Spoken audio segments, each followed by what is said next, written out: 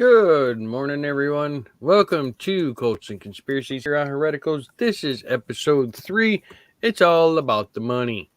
Uh, Uh, uh, Today, I am joined once again with Claire S. Bear, and today's episode will be covering the Bronfman sisters and Kathy Russell. mhm. Bronfmans were the money, Kathy was the accountant. So, this should Yep. be an interesting one to go over. Mm. Last week was a good episode. Next Yeah, it week was. is where we're gonna really start getting into some of the weirder stuff because next week we're covering Allison Mack. And that's So, where Dominus Obsequus Sororum comes in. DOS, right? or Doss, yep. Yep. Um, Mm. I uh, actually spent a good period of time trying to translate that for you, Jay. well, that's good. Mm.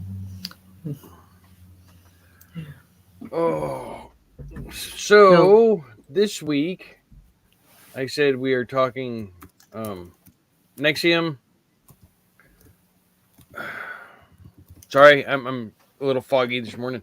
it was a, The six pack this week. I'm not exactly sure what's going on with that one yet. Chris will be hosting the pre-show. I'm taking over the main show this week. So anybody got any suggestions? Let me know. We're still mhm. trying to figure that out this week. And then, like I said, next week is Allison Mack on Cults and Conspiracies, and there's a next week's six pack. I think Chris has got something up his sleeve for next week's six pack, so we'll have to wait and see what's going on there. Mm. Uh, That sounds curious. yeah. I So, always get nervous with number 8. oh yeah. Like I said, we're going to be covering uh, Sarah and Claire Bronfman and Kathy Russell. Mm-hmm. Now, interesting here is that when I say it's all about the money on this episode, that's exactly what it is. We're Mm-hmm. talking hundreds of thousands of dollars. We're talking just the accounting part of it. From what I'm understanding, that was kind of hard for you to research a little bit, right? No, yes, it's really hard to research Kathy because she was behind the scenes. She's not very she doesn't have a big internet presence or anything like that.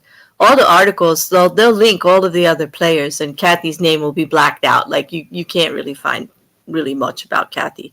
But she does have a very interesting story. She was probably one of the most susceptible to the tactics that were used against members of this cult by Keith. She was very susceptible. She did not a good beginning. Would you like me to stop there? Well, if you want to start there, or I can start off with the money part. It's up to you. Yeah, no. If you're ready with with the Brockman sisters, go. They're juicy. Kathy, I'm sorry, Kathy, but you were a little boring.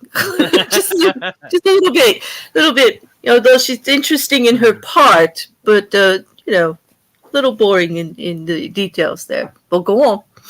All right, okay. We'll start with Claire and Sarah because excuse me, they have a little bit of a more their story's kind of interesting. So, Claire Bronfman, Claire Bronfman was a 31-year-old heiress to the multi-billion-dollar Seagram liquor fortune. Was described to a New York court that the extortion letter that was sent to her on April 24th of 2009 intended for her 33-year-old sister Sarah.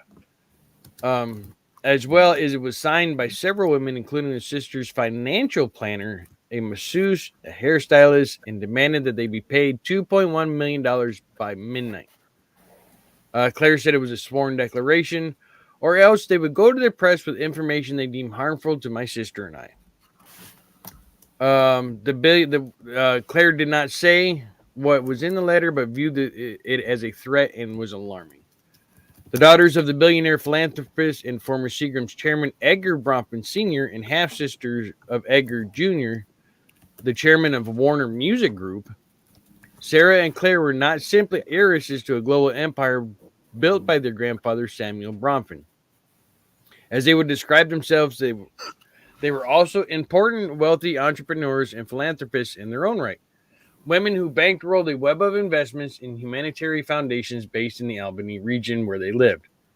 Indeed, as Claire would tell the court this spring, the extortion demand arrived when she and Sarah were 2 weeks away from hosting the Dalai Lama in Albany for an event on Mm-hmm. humanitarian issues.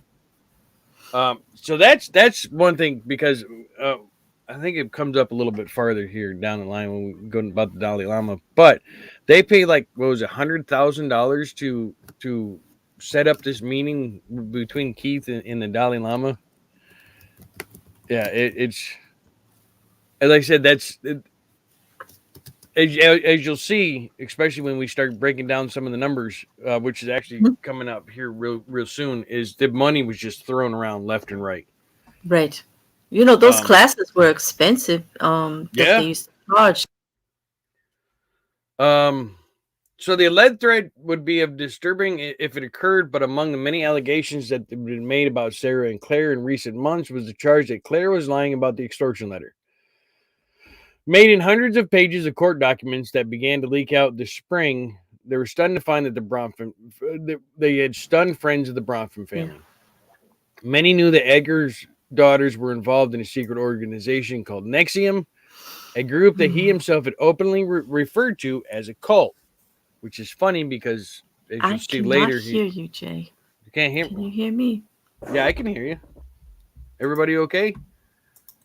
Let's see. They double check the audio. No, mine's coming through good. Yours is coming through good. No, I may have to drop and come back in.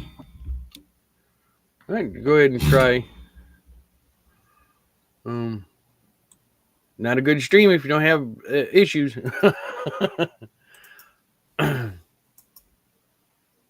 you still good? Can you hear me? I don't think she can hear me. Oh, is everything coming okay through? How about now? I can hear you. See, I can't hear you at all. Do you want to drop me? I don't refresh. Come back? Just refresh. There you go. And we'll hold on just a second while Claire is refreshing her system. Yeah, Queen of Spades. The sisters had a weird manipulation in the company, and their dad did something that he did. We're actually going to talk about that in just a little bit.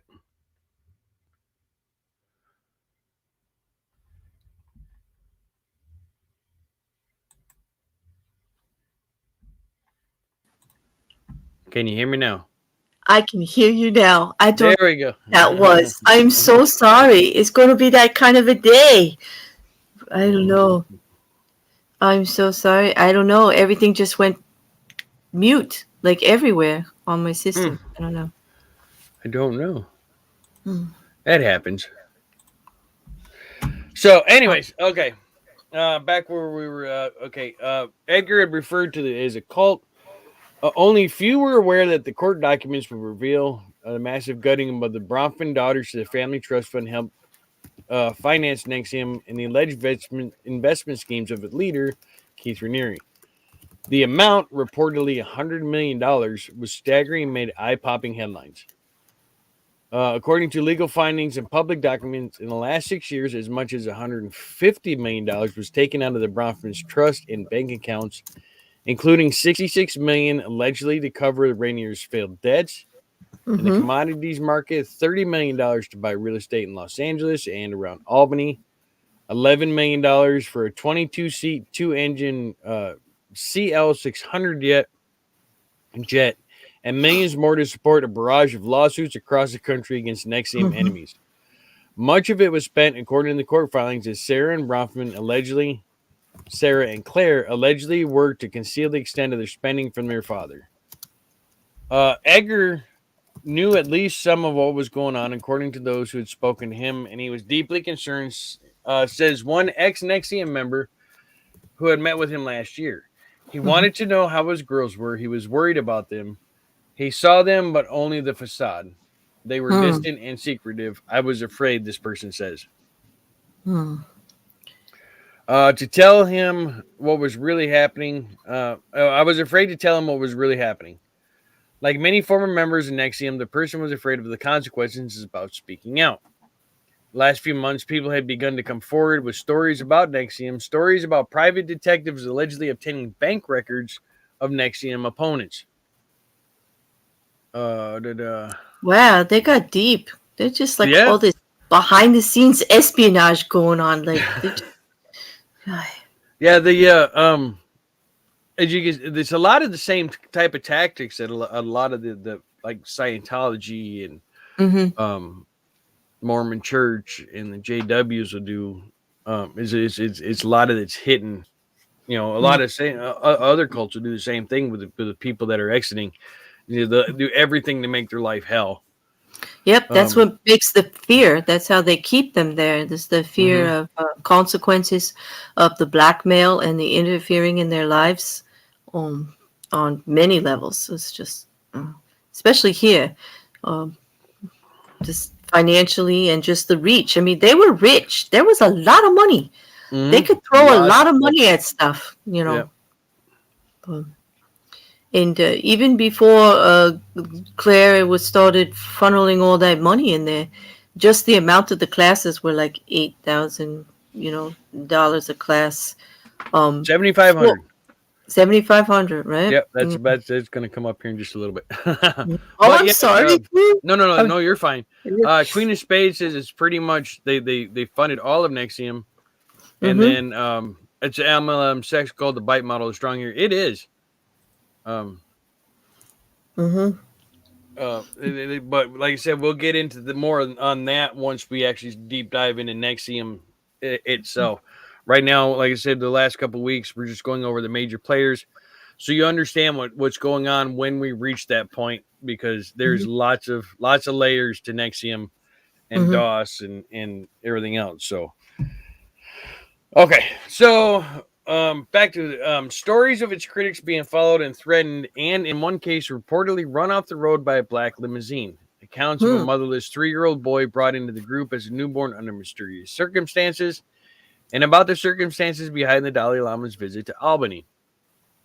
Suddenly, darker questions were being raised about how the Bronfman's money was being used. Indeed, today, in multiple lawsuits involving the sisters, there are serious allegations being lobbed, not just of possible blackmail and perjury, but also of their potential illegal activities and conspiracy to forge documents.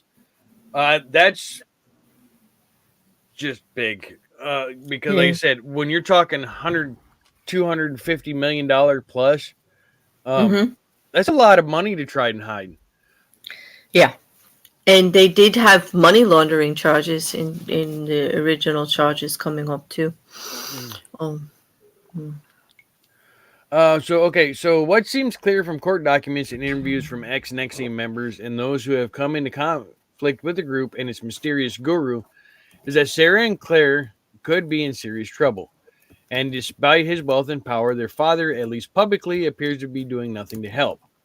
According to some family friends and advisors, however, there may be nothing he can do, in part because some say he may have been the one who set this all in motion. This I thought was interesting, this part here. Um, Sarah and Claire said a friend of theirs are Sarah and Claire says a friend of theirs are not completely brainwashed. They're more cognitive than you think, given the amount of money involved. I think there are personal reasons regarding the conflict they have with their family that has kept them affiliated with NXIVM. On some level, I think they feel the affiliation is reinforcing their versions of things. In opposition to the opinion of their family, I think the all the legal craziness is all about what they're trying to battle with their father. mm-hmm. Sarah was the first to join NXIVM in the fall of 2002 when the group was still known as Executive Success Programs. She took one of its incentives workshops that today. Okay, that didn't make it. She took one of its incentives workshops that today lasts anywhere from 5 to 16 days and costs about $7,500. Mm-hmm.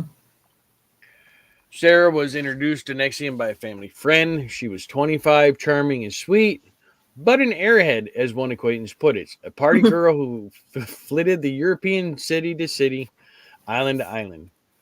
Her 4-month marriage to an Irish jockey named Ronan Clark was already in trouble. She had done some work in NYU, but not much else with her life except run a skydiving business in the Caribbean. As Sarah would later explain on her blog, she was in search of finding ways to bring peace to the world.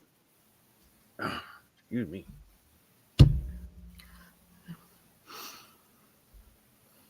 It's just fascinating how he got all of these young, rich, famous women. It's just mind-boggling. And it's all about the charisma and the manipulation. As Yeah, we talked last week with what's your face? Salzman. Salzman. Yeah. Yeah, Nancy. Mm-hmm. Mm-hmm. So look at the. Okay, according to family friend who put it more prosaically, she was desperately looking for some purpose in her life, and she found it in NXVIM.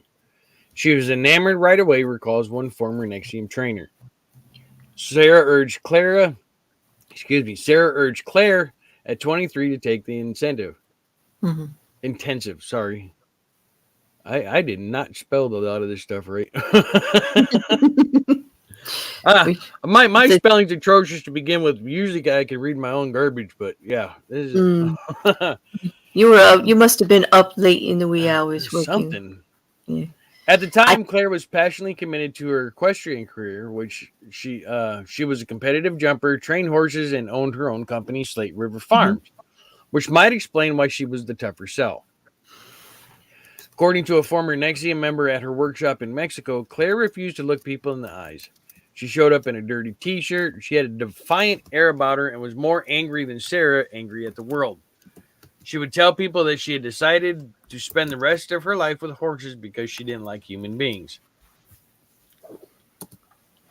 In the early part of 2003, Edgar took his first intensive. A former NXVIM devotee recalls that it was because he saw amazing changes in his daughters. But others believe it may have also been because Raniere had set his sights on the billionaire almost from the day that Sarah showed up for her first workshop.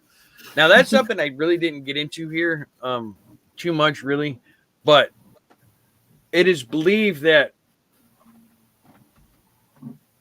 he targeted them girls, like it said here, for the money. It was nothing special about Sarah. There was nothing special about Claire. But there was his piggy bank. There was his money, his will to do whatever he wanted. If he could grab them in and use them to grab the father, then he would have billions of dollars he can play with. And that was his goal here with the Bronfmans, was to get his clutches on the dad.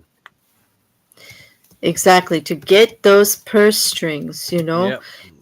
Like Salzman, once he got used to her, like her magnetism, her ability to use hypnosis and the other tricks of the trade that he was familiar with, and he saw that and he just latched onto her and took off with this whole thing. And then they needed money, and that's when you get to see all the celebrities they went after, and all, the Brockmans, especially Claire. She was she did a lot of the legal fighting. Yeah, she did a lot of the legal handling. She's quite crafty, a little clever. Some of their legal problems are all from how she thinks, I think. Oh man, once we get into the legal case, wow, there's just a lot of stuff here. Queen of Spades said he also Queen of Spades said he also needed them and Allison to help him run DOS because it was a sisterhood. Women would trust less if they knew that women weren't involved. That is true. Queen has done a lot of research on NXVIM, as you can tell. It's true. Okay. During their initial sessions, both sisters gave one trainer the impression that they had a terrible relationship with their father. I remember them saying that he was the kind of man that could always buy anything or anyone. And they didn't want that control anymore. But at the time, another person says all the people knew about Raniere had urged them to reach out to the father. Oh, yeah, okay. All that people knew was Raniere had urged them to reach out to their father, and Bronfman, apparently eager to improve his relationship with his youngest children, signed up for one of the 5-day VIP courses, which were designed to pull in the rich and famous. Mm-hmm. The intimate $10,000 white glove workshops were then taught by NXIVM President Nancy Salzman, who, along with Edgar Bronfman, Sarah Claire Raniere, and other NXIVM representatives, would not comment to the story. Mm-hmm. Yeah, they wouldn't. From what I understand, you couldn't get anybody to tell you what happened in these white glove workshops. I have, Mm-hmm. if somebody else has found them and they know what happened here, Mm-hmm. more than welcome to let us know. But I can't Right. find anything on these white glove Mm-hmm. um, And what organization does workshops. that sound very similar to? When they talk about how expensive it was to get in, Yeah, targeting the rich and the famous. Scientology. Scientology. There you go. The more money Yeah. you put in, the higher And, up you get to go. yeah, it's all about what you pay to get in. But Hmm. you know, but actually, he's just so scary, Keith, on a personal level. His magnetism, how he gets these people to do stuff, I don't know. We're only a few people in, and look at the lives that he just completely took over. Just completely took over. Well, thanks, Hawkskull. Thank you. I did not catch that. I spelled Nexium wrong. I Oh, gave that was Chris. you? I thought it was Chris. I was blaming No, Chris because he did it the first time. I just nope, said, we're just blaming Chris. Yeah. nope. That was actually me. My You apologies. did it because I you got all over Chris when he did it the I first did. time. Shame, shame, Jay. Oh no. Now number eight's gonna be on your number 42. You see, this Yeah, is a good. This is where I should try to tell you that coffee might be good for you. The and coffee. it's not gonna let me change it till after we're done. But thank you, Mm. Hawkskull. I didn't know. um. We could still blame Chris Oxco said. Yeah. Yes, Big. we will. We will. No. So okay. So if everyone were to go through this training, the world would be much better and safer place to live. Bronfman purportedly wrote in a testimonial to NXIVM shortly after he completed the course. During the workshops, he said, we learned to look deep into our psyches to get rid of hang-ups that had plagued us for years. It's the same stuff that seems like you would get if you were just starting out. He was also impressed by NXIVM's program that he began private therapy sessions with Nancy Salzman. For months, according to Barbara Boucher, who we talked about a little bit last week, a former NXIVM board member, he would send his helicopter, pick Salzman up in New York, and fly her to his state in Virginia. But something went awry. People believe it was when Claire, in a snit after a NXIVM session in which she felt ignored, told her father that NXIVM had borrowed $2 million from her. Hmm. Furious, Bronfman soon cut ties with his NXIVM. Hmm. Yeah, it was that's when he started going, whoa, Wait a they're minute. only in it for the It's money. getting Yeah. it's getting expensive. What am I getting out of this? And doesn't recognize his daughters anymore, I'm sure. Yeah, that that's um, curious. yeah. I just keep using that word, curious, curious and Curious curious. here, Like, curious here. hmm because it's just it's overwhelming to me sometimes, the depth of control that Keith had over people in general. Like when you get into the personal side of the relationships that they had, Hmm. oh, it's amazing. It's like, But it didn't end there. In October 2003, Keith Raniere was on the cover of Forbes magazine. The article was devastating, a gold mine of previous unpublished information.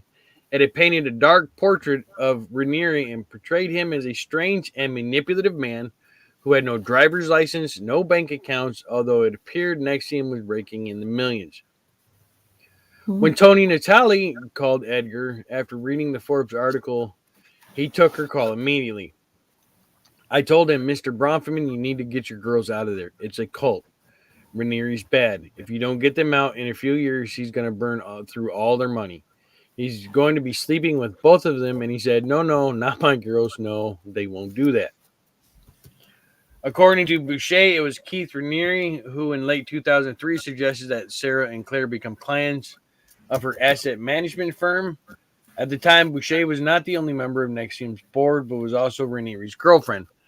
Looking back now, she says that she did not see a conflict of interest or how easy it would to make her the scapegoat for what happened next.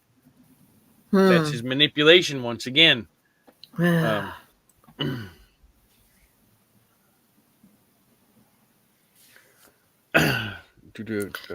you would not think it. You know, we were showing the pictures of him and how he talked. He's so meek. And I'm sorry, he's not a very, I mean, he's engaging when he speaks to you. You could see he's trying to get your control. But as far as like animal magnetism, I'd have to say he's like a -3 on the scale in my department.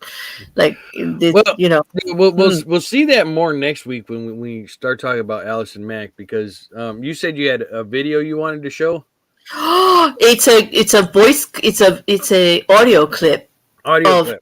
It's a audio clip of Allison and Raniere speaking about some of the process of DOS while they're walking. It is chilling. Oh, I remember that. Yeah, I remember that.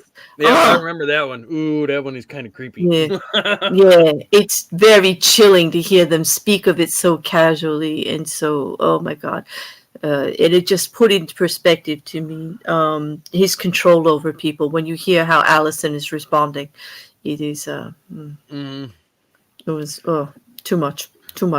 So okay, so as she described in her 2009 deposition, Boucher said she was just a check writing distribution girl. Her firm kept Sarah and Claire's books and paid their bills. Any payments made from their trust or bank accounts had to be approved by the Bronfmans. It started with relatively small amounts: $2 million loan to Joseph O'Hare, an Albury businessman and attorney who worked as an advisor for NXVIM, and then the amounts quickly grew. That August, at Vanguard Week, a lengthy celebration of Raniere's birthday held every summer, Sarah and Claire stood on stage and presented Raniere with a giant cardboard check for $20 million, a donation to the Ethical Foundation, a nonprofit controlled by NXVIM through O'Hara. It was the first time the sisters had tapped their trust in a big way, and was a pledge, insiders say, to eventually turn over the foundation, the principal of the two charitable trusts. In the end of 2004, they had bought a jet. In early 2005, they begun covering Raniere's losses in the commodities market. And according to Boucher, Raniere believed that he had come up with a mathematical formula that would enable him to make a killing. He had already lost nearly $7 million in his commodity bets several years before, but according to a declaration by Yuri Plylam, Raniere's Los Angeles-based commodities broker with the Bronfmans on board, he began to trade with the same extreme passion, except the tradings were much bigger. No, never give in to the coffee. Nope. Just don't get distracted with the chat. Keep going. Raven and I have plans. Don't look. Just chat. Yeah. As Raniere's losses soared, he would tell people that Sarah and Claire's father was responsible. According to Boucher, he said that it was Edgar Bronfman had figured out a plot with a commodities clearing firm to steal Raniere's money. And once again, it's not his fault. Right. And with a lot of cult leaders, you'll see that when issues comes up, it's not their fault. It's always somebody else's fault. Somebody's out to get them. Yep. They plenty of people he could blame it on too. From January 2005 to late 2007, according to the course filings, Raniere traded through First Principles, a company registered in Nancy Salzman's name, and would lose close to $70 million. And the Bronfmans would cover 65.6 of it. Between them, they would also spend close to $1 million to buy and refurbish Salzman's house in Half Moon. Claire would pay $2.3 million for the 234-acre horse farm outside of Albany that NXVIM would use, and Sarah would buy a $6.5 million apartment in the Trump International Hotel and Tower in Manhattan that Salzman would use. They would also lend about $1.7 million to buy NXVIM headquarters. All in their names, you know? Yeah. Oh, nothing in Keith's name. No Nope. liabilities in Keith's name. Yeah. By Funny late, that, huh? yeah. Hey, not mine. Yeah, yeah. Not me. I didn't do Yep. it. Nope. Not mine. Nope. It's not Nope. mine. Nope. Must be them. Yeah. Must have been In them. Yep. In late 2007, they had sunk $26.4 million into a LA real estate project, structured as a joint venture with Pilium and his wife Natasha. It was set up through a company called Precision Development. The deal was to build houses and condominiums in the wealthier neighborhoods of LA. Excuse me. According to Boucher and Pilium, it had been Ranieri's idea, although his name would appear on none of the documents. Shocking. Shocking. Neither initially would the Bronfmans. According to the declaration by Pilium, Ranieri told him Sarah and Claire's involvement to be kept a secret because they were trying to hide the precision development investment from their father. And there was good reason. Boucher claims they were so financially stretched by Ranieri's commodities loss and prevention development that they were forced to ask their father for a loan from a trust they would inherit upon his death. It may have been difficult for him to refuse because insiders and public financial statements suggest that the trust for the Bronfman children had provisions which allowed them to borrow money against the assets for what was in effect their father's master trust. Right. That got messy. That got really messy. Boucher helped the sisters borrow $60 million from the trust, but when they failed to repay a large chunk of it, their father was not the only one who was concerned.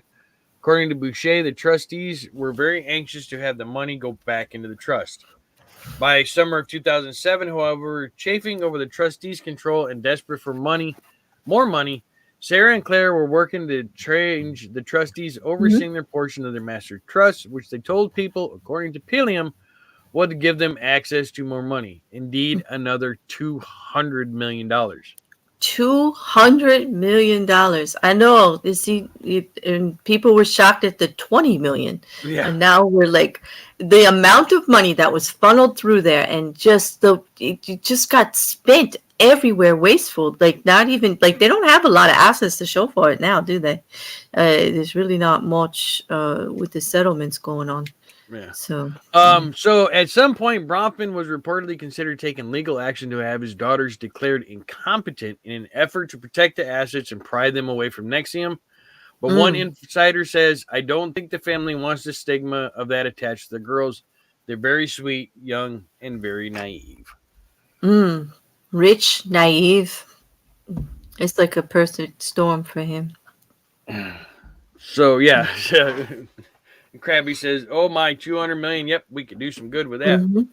Yeah, I was looking at the Dark Magician. His mind was blown at 20 million, and we just 10 times that on him. It gets so crazy the amount of money that went through, and that they ran it mostly through in Albany at that ranch, right? Like, they were very unpretentious as far as, they're not like Scientology, with the multiple buildings everywhere and owning everything and putting their name in your face. Now, there was more stuff on the Bronfmans, but most of it deals with the legal cases, and we don't want to cover that until we actually get to the legal part of the case. Right. As far as for this episode, we're done with Claire and Sarah. We're done with the Bronfmans. And we're going to kick into Kathy Russell. Now, Kathy took over after Boucher left as the financial advisor. Right. If you remember from last week, there was a fallout between Ranieri and Boucher, and she was like, I'm out. Yeah, and she left. And it seems like it's a pattern with Keith. Once they're he just loses interest in them personally as a woman, and then just finds a replacement. But he keeps them all tethered to him because of these lifelong contracts he makes them get into him when they start having personal relations, which is absurd. I mean, it's just absolutely absurd. But let's introduce you to Kathy Russell. Kathy Russell is currently 63 years old. She was born in 1957 in Jacksonville, Florida, to the parents of Gurdon and Russell and Joan Weiss. She has two younger sisters, Kelly and Patricia, and she was raised in a modest middle class household. Unfortunately for Kathy, though, both of her parents had psychological problems. She did not have a great upbringing. It kind of made her ripe for manipulation throughout her life. They divorced young, 14. She decided to live with her father. She became her father's caretaker after a tragic accident where she received a head injury and her father had life-threatening um, uh, a coma for 2 weeks and was not right afterwards. Made him more abusive and more aggressive. And she was his caretaker until she left home after high school. She went on to move out on her own and got away from the family. Put herself through some courses. She got her first job. What was the name of the company? I have it right here. This is Kathy Russell. Yeah. This is Kathy Russell. She went through Florida State College, and then she landed her big job at a front desk at an animal hospital. But while she was there at that animal hospital, this is how she got into accounting. She discovered that their accountant was stealing money from them by looking at the books. It was her first exposure to becoming an accountant. Just no formal training as an accountant. Okay.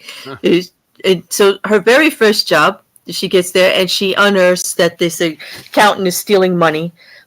They gave her the position of head bookkeeper and accounting for that big practice, and it started there. She liked it. She was good at it, but I found it fascinating that she's not actually certified or formal training or anything, but she was just good at the figures. Is that Salzman with her? Yeah. No. This is actually those are the Brothmans. Yeah, this that's is both the Brothmans. Brothmans. I was gonna pull this up earlier and I forgot. This is Sarah and this is Claire. And then so you guys get a picture. Right. I for some reason I spaced and didn't bring the picture up earlier. Well, you can see, and it's actually in the thumbnail. We've got the two sisters and Nancy. I mean Kathy. I keep doing that. I keep wanting to call her Nancy. Wow. Well, Kathy goes. Sorry. Yeah, no, that's okay. Kathy, she's got a love of doing books, and she's feeling a little bit better about herself, but she still has a lot of problems in personal relationships based on, her childhood and everything, manipulation she went through with her parents. Her father having a personality disorder. It kind of messed her up a bit. She goes through a few relationships. All relationships are documented to be abusive in some manner, emotionally or physical, throughout her youth. She did finally get married, and she has a son named Silas. Okay, she married. I can't remember his first name, Mr. Russell. And they move on to she's in Alaska now. Okay, and this is when she's raising her son. Okay, they get divorced through this disorder when she finally is trying to find herself. She's on her maybe sixth failed relationship. She gets divorced from Mr. Russell. She's raising her child, although they have joint custody. The child Silas is living at this point primarily with Kathy. She decides, this is around 2002. Now, I just want to interrupt here real quick. You said she's living in Alaska now, or yeah, no. She back then in 2002, she was in Anchorage, Alaska. That's kind of interesting. I didn't realize she was there during that time because that was the time around the time that girl killed herself. Mm-hmm. That was in NXVIM. Mm-hmm. Yep. Yeah, we'll talk about that in probably in the NXVIM episode. But yeah, I didn't realize Kathy was up there during that time. Yep. And so about 2001, she's trying to find herself, and her hairdresser. Hairdressers are so helpful, Jay. I can't help you there. Yeah, I know. She decides to start chatting her up about this great course that she could take with NXVIM and how to get herself all settled up. So in 2001, she takes a 16-day NXVIM course, quite expensive, $7,500 worth. I don't know how she comes up with the money or how they do it, but she decides to take this class. And lo and behold, after taking this class and meeting Keith, by the time July of 2002 comes around, she is leaving Anchorage, Alaska, and getting ready to go to New York. She is leaving a $40 an hour job with full benefits and a pension. Okay. In 2002? Woo. Yes, in 2002. So this is, Girl was making bank. Yeah, this is a brilliant, for all her emotional trauma, okay, and her ability to be manipulated. This was a very clever woman. No formal accounting training, making $40 an hour, managing other people's money. That takes skill. That takes some skill. Okay, she's very smart in that department. Okay, well job. She's got her son. She leaves everything. She gives she has the son move back in with the father, leaves them in Alaska, and goes on to Albany because, animal magnetism in Keith Rainier. I mean, she's now going to she goes to 2002, and before she even starts as the bookkeeper, she followed Keith to Albany. She became so enamored with him that they start a personal relationship. It's documented that they were clearly lovers in the beginning when she got to Albany in 2002. They started on their relationship. He wanted an exclusive relationship. In other words, he gets to do whatever he wants, and she has to just be available only for him, like whenever, which... Yeah.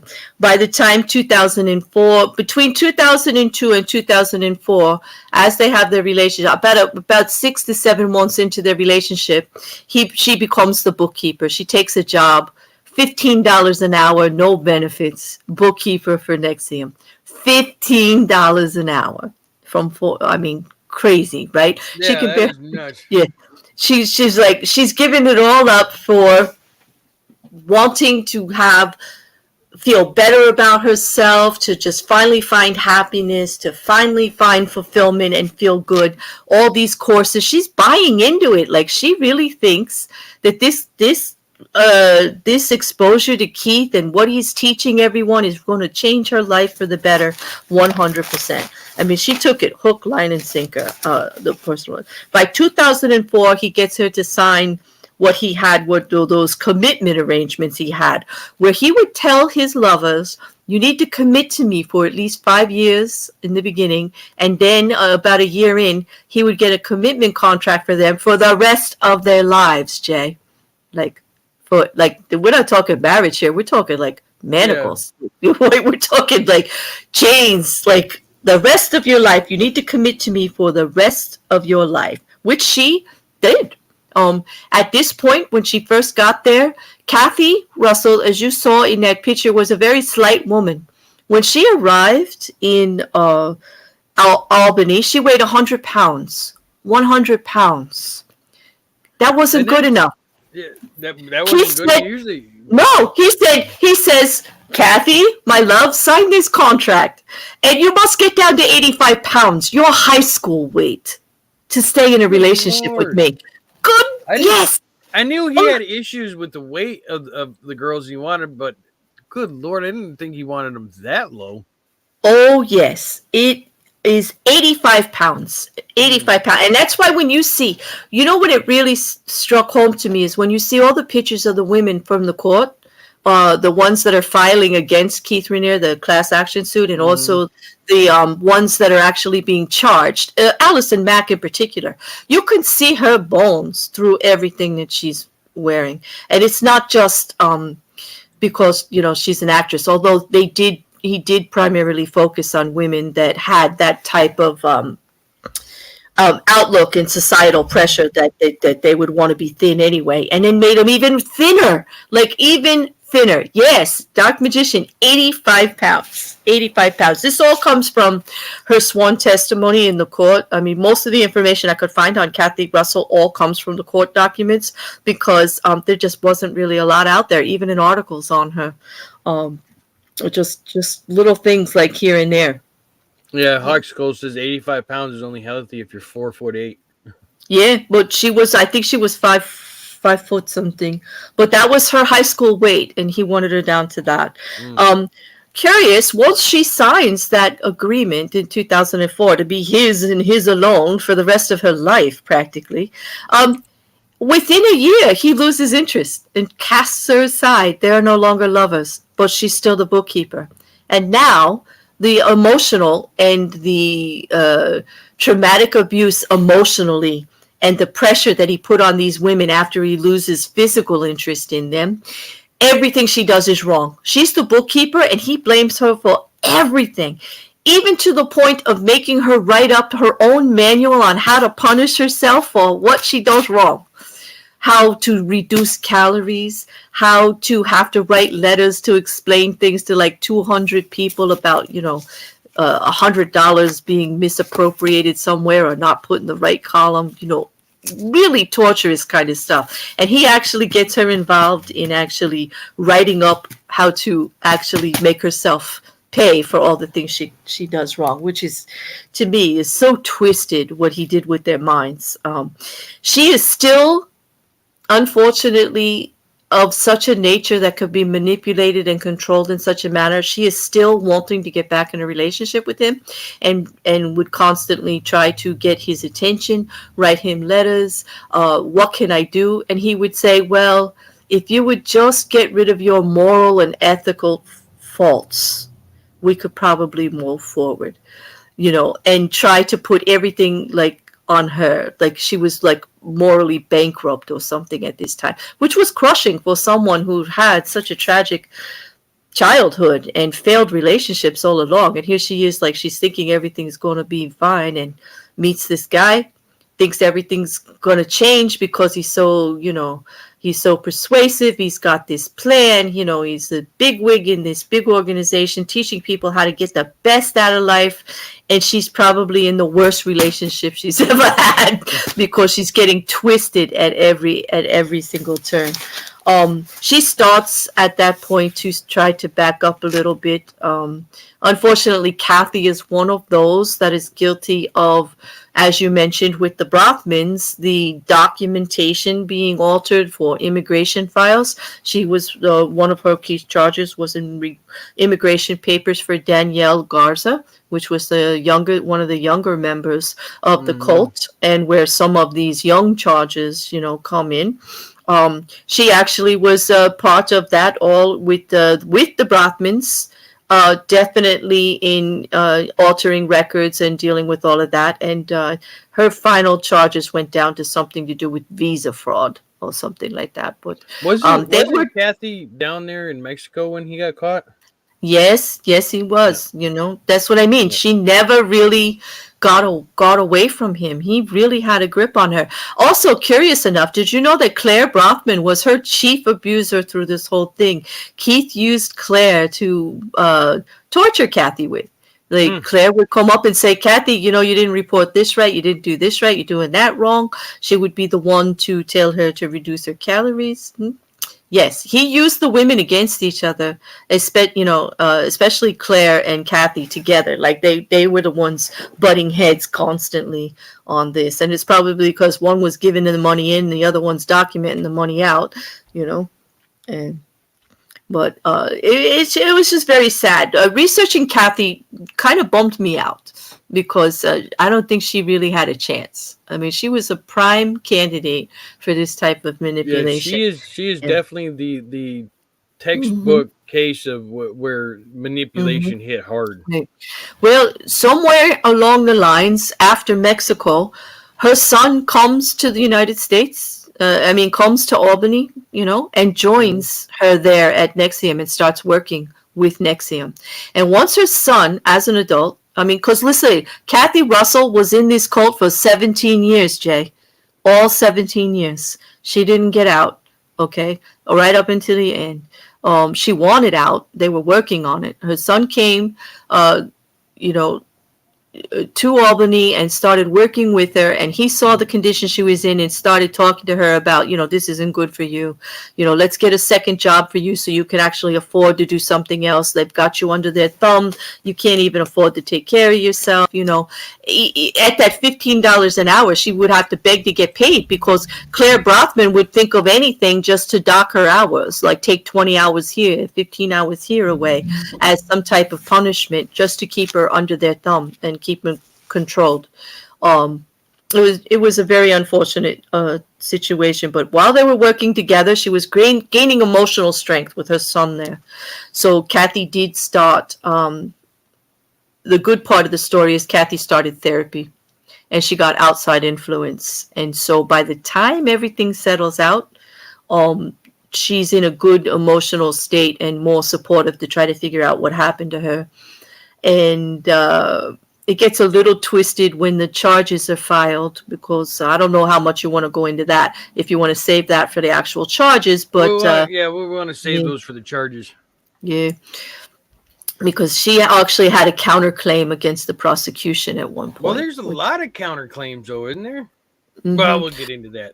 Yeah, I know. You're making me drool every time you bring up the legal stuff. Like, all of a sudden you drool and you make me wait. But yeah, no, it's good. I can wait, because it's gonna be really good. But anyway, we're gonna leave Kathy, since we're not going to get into the legal. We have to leave poor Kathy, 17 years into this cult, now trying to explain to her son why she's in this cult when she doesn't have a relationship with Keith anymore. She's still begging for his attention. She's getting berated on a daily basis. And this sounds very much like Salzman, right? Even as the number two, Keith loses interest in and just bashes her constantly every day, and everything's her fault. They are starting to blame Kathy for everything financial. Claire's coming up with stuff every day to pin on her. We think at this point he's got his hooks into Alice and Mac too.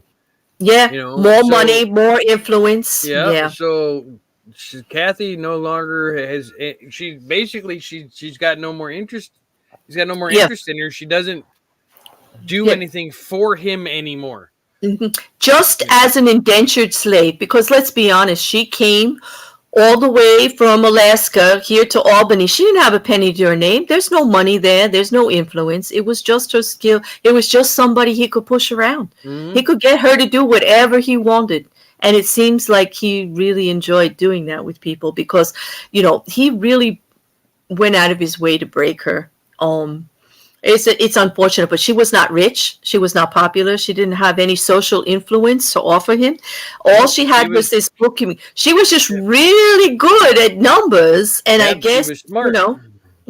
And she was infatuated with him. So the loyalty was off the chart. And I think that's what it was, Jay. It was her loyalty to Keith that got her in that bookkeeping accounting job there. Like, she was good at it, because he knew he could trust that she was going to do whatever he said and not question. And even when it was illegal or whatever, he was banking on the fact that he could trust her with that, because she was just so in love with him. So in case you guys forgot, this is Keith. The Toad. Can we kind of call it? I mean, I don't like you at all, Keith. Like, now, it's funny, because out of all the pictures I've seen, I like this one of Keith. And I can see why at that point the girls would be enamored by him. He's got that. Well, maybe. Got that look. Yeah, he's got that look. It's if you look, it goes back to a lot of cult leaders have this same look. It's I believe it's been described as the Jesus-esque type of look. It's that trust. This look like this in those type of leaders is a trusting look for people. Mm-hmm. You see remember a guy like that, you can trust him. Mm-hmm. And his mannerisms. Remember, Keith was highly trained at that age, even at that picture, in hypnosis. Every mannerism that he used in language and physicality, when he moved, the way he sat, the way he reached his hand across the table to talk to you was all calculated to draw you in and get you to do whatever the hell he wanted. This is not a nice person. I don't know. Absolutely. I don't know if he ever had a decent conversation in his whole damn life, because I can't imagine, he was not always like on the take, trying to take over another person that was in front of him. He's definitely one of those that he will, everything he can to gain control of the situation and manipulate it to the best of his advantage. Exactly. And it's like, but that's really all I have on poor, and I have to say poor Kathy Russell. Literally in both senses. Yes. Can you imagine like leaving everything like that? And it's like Saltzman left that really as successful job that she had as a consultant. She was making money hand over fist on her own. She didn't need, listen, Nancy Saltzman did not need Keith Raniere at all. She was doing the same kind of stuff he was doing, but on a more professional level. She was using it like a kind of above board at that time. She didn't need Keith. Keith needed Nancy, and he coveted that and went after her. But like these women did not need Keith for anything. He kind of took advantage of them, like in every situation. When Boucher left, he needed somebody, so there's Kathy. And Boucher, because that was a long-term relationship. That was a one-on-one. They talked about, the kind of relationship that Keith had with Boucher was a one-on-one daily thing, talking about everything step by step, kind of like a partner, right? Or in a weird way. Like I wouldn't really call these partnership relationships because there's no equality, but you know what I mean. Like going through life, like being a solid person behind him. And then when he lost that, he just latched on to Kate. Kathy was the immediate replacement. He's just pushing her around and she's doing whatever he says, and for 17 years. And yet their relationship was only, their personal sexual and committed relationship was only for 3 years. Like it was burned out and gone within 3 years. After that just shows the manipulation he had to continue to belittle her and treat her like garbage for the next 14 years, and she still was like, okay. I just can't. It's hard for me to wrap my brain around that part of it. It's easy to sit here, safe in my room and think, oh, that would never happen to me, but. We talk all the time about the psychology of cults and the cult members and the cult leaders.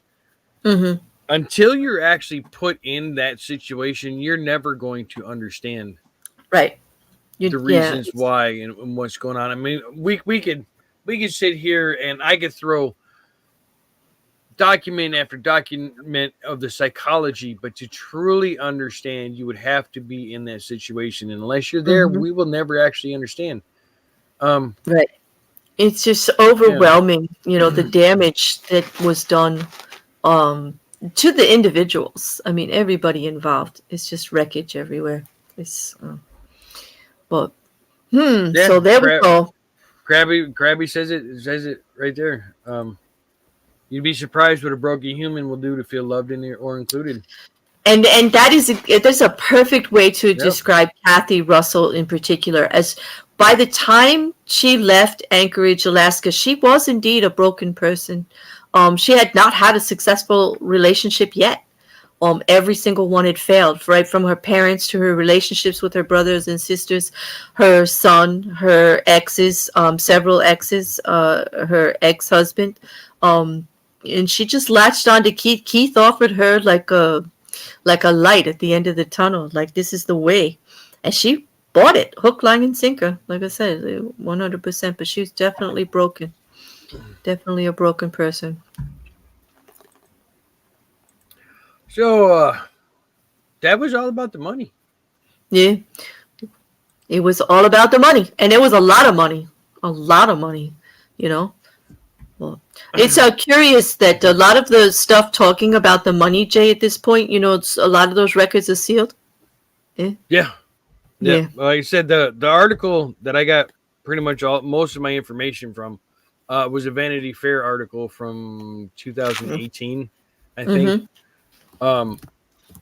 Which I thought they did a really good job on the breakdown and everything. But yeah, it's just when you're doing research, it's really hard to sift through what is real and what's bullshit. Mm-hmm.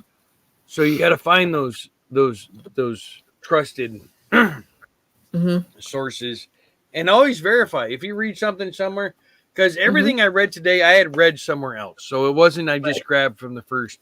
I have read it Mm-hmm. before. Like I said, I've been looking into NXVIM for a while. Obviously, Mm-hmm. I'm not as well versed in NXVIM as what was it the Queen of Queen Spades. Yeah. Queen of Yes. Spade? Yeah, because She, wow, well, she she's was been throwing that. covering it. She's been covering it from the for quite a while. I've seen some of her videos when I was doing my own research for the Mm-hmm. last year or so.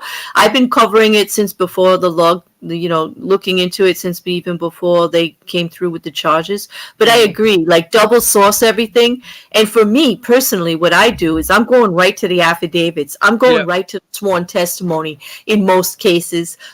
That's just my habit, and it's Mm-hmm. easier to do with these closed cases. It's easier to do when the stuff is already there. Yeah. It's harder to do while it's going on. You got to deal with the media and everything Yeah. like that. And see, and that's why I think Oh, yeah. what me and you are doing works very well because you like to go for the court documents and the affidavits. Yeah, I yeah. like to deal into the past and what made them what they are. Yeah, you're like Whether you're the psychology, and I'm like the legal beagle. I'm the yeah, legal beagle bear, I and you're the I psychology like major. I like looking at the past and how these people got to where they're at, and Yeah. because a lot of times I'll stop looking once we get to a certain point. I'll stop looking at somebody because it no longer interests me. Mm-hmm. Um, and that's like I said, I can tell you right now, a lot of the legal stuff when we get to those episodes is all going to be clear. Hopefully, my voice is better by then. Yeah. Yeah, it should be. I should Um, be healed. I should be better. yeah, Claire's Yeah. going to be the one with a lot of the legal stuff. Hope you like But the sound of my voice. You're going to hear a lot. Well, and I can tell you the stuff Claire has sent me from just different cases that we've covered on her show and here, the girls got it.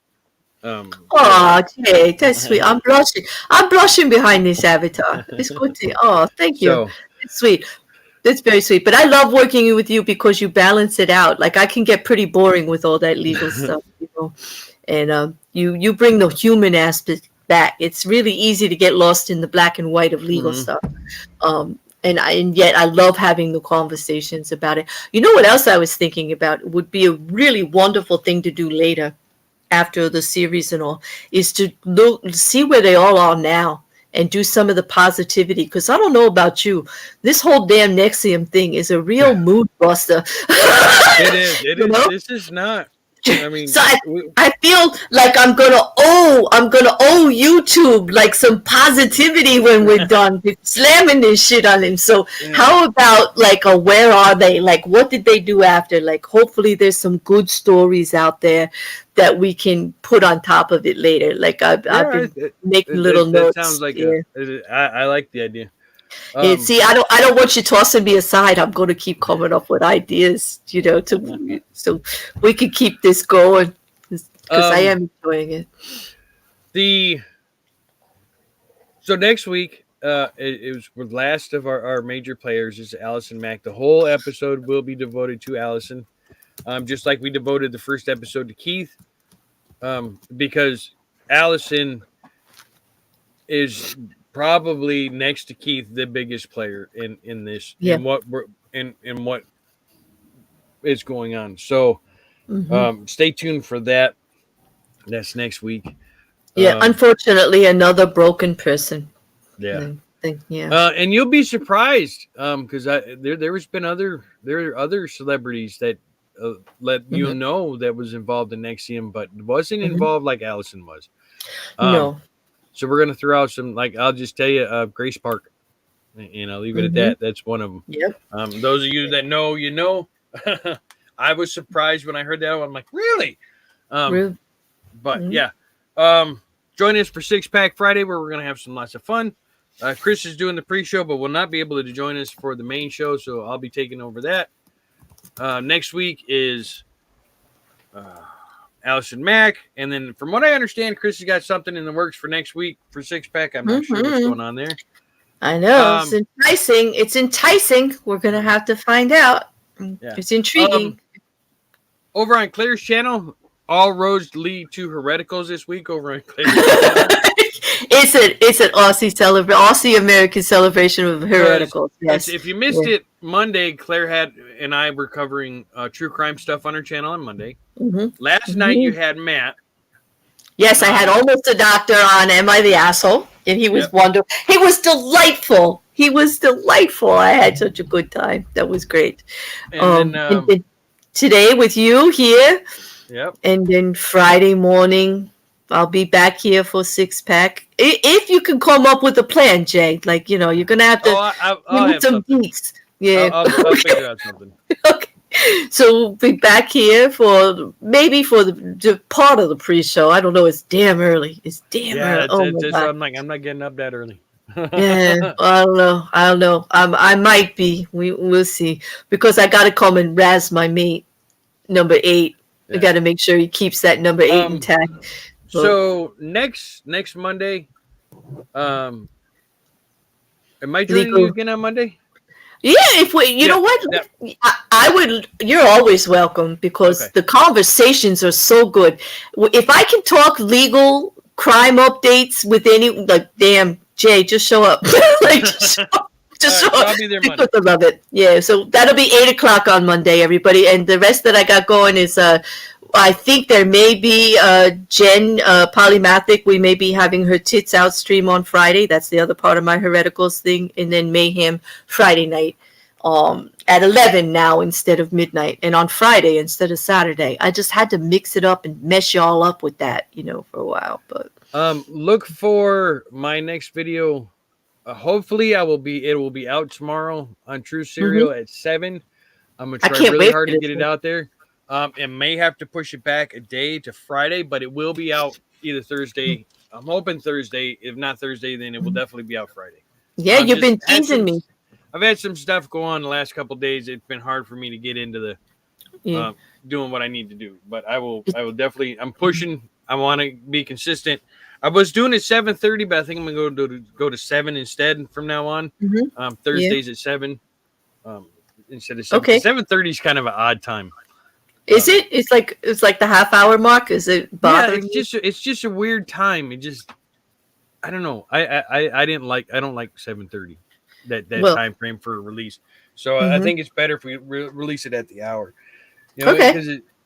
So that's what I'm looking forward. I'm looking forward to it. You've been dropping hints on Twitter, enticing me. This one, like I said, it will be. It's on the case of Baby Kate, and is actually from my hometown.